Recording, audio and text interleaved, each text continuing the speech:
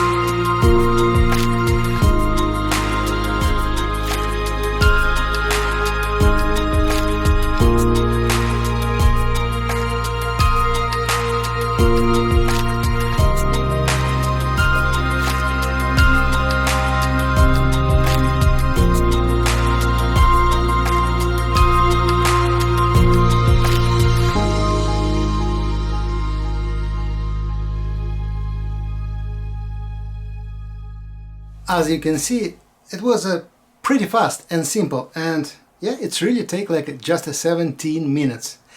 That's exactly the sketch what I will do if I will be on that place in real with all my set. So I hope you enjoy that view. Thank you for your time, stay healthy, and see you next Monday. Bye bye. Dear friends, if you want to know more about the Sketching Academy, please visit our website sketchingacademy.online. Each 2 weeks we run a new simple course about the different things, about the cityscapes, landscape, the portraits, people, everything, and each lesson I share my personal tips and advice, and I will be really happy if you join that project.